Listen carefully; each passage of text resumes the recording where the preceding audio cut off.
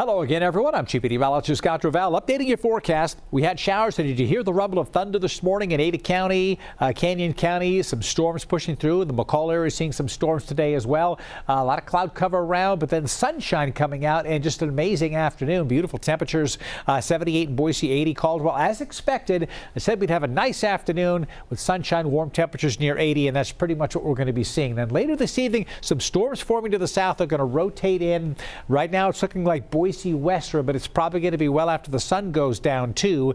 Right now, there's still a line of storms as expected to the north up in the Ualawa Mountains. Some storms staying and not moving all that rapidly, so there could be some flooding aspect there. Storm Stanley northward as well. McCall had another shower, but has dried out, but there are more storms coming here over the next 24 to 36 hours. Dry air has been rotating in. You see the storms this morning moving to the north, and then here's been all that sunshine, some clouds over the Magic Valley. Big swirl in the clouds here. Look at all the lightning around this. This is a storm system. The circulation is going to come right across southwest and central Idaho as we head towards Thursday morning, and that's going to be a change coming in. Out ahead of that, some showers and storms are likely, and then we get cool rains falling in some places on Thursday, where it's going to be unseasonably chilly in the 60s much of the day in the valley if we get that rain. So there's the center of that circulation, and it's forecasted to come right across southwest and central Idaho. Our flood watch is right there from the Idaho-Oregon border, Baker County,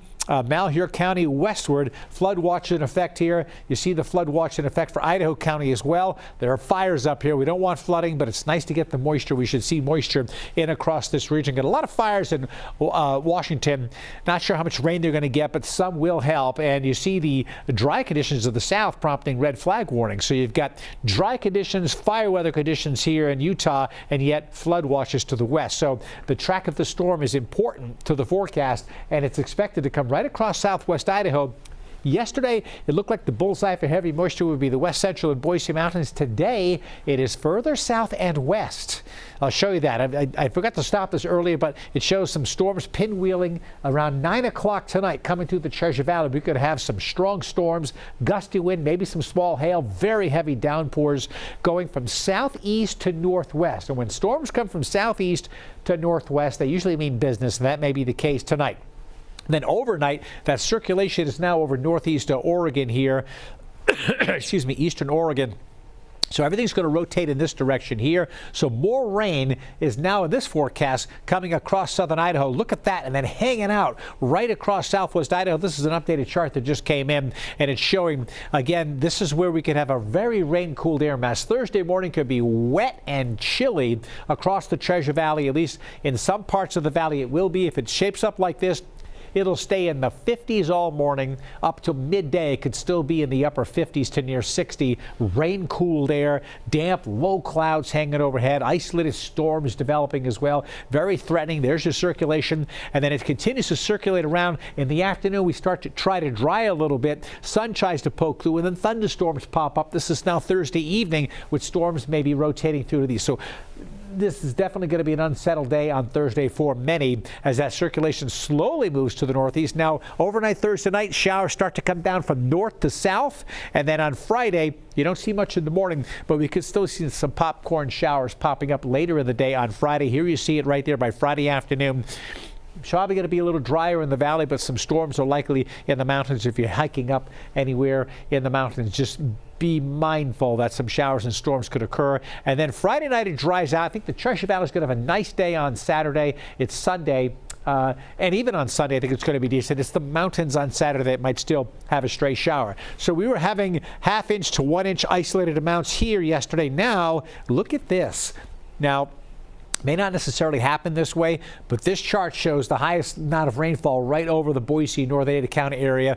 That could give us some street flooding potentially when some of these heavy showers come through. Just be cognizant of that. If the heavy rain is coming down where you are, is a good chance of getting street flooding if you're in, the metropolitan area, the populated areas there. So heavy rain likely somewhere here across the west.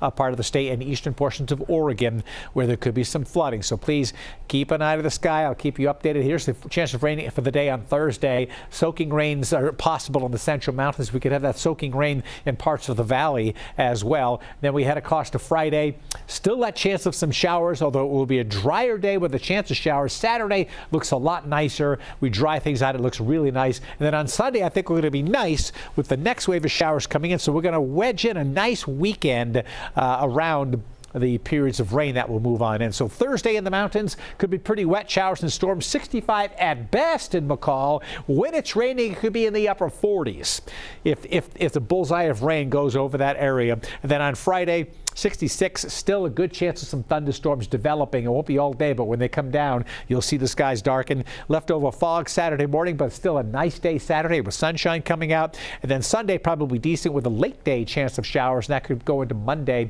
and Tuesday as well. This is the long range forecast. Not as wet as what it was looking like before. See fires here and here.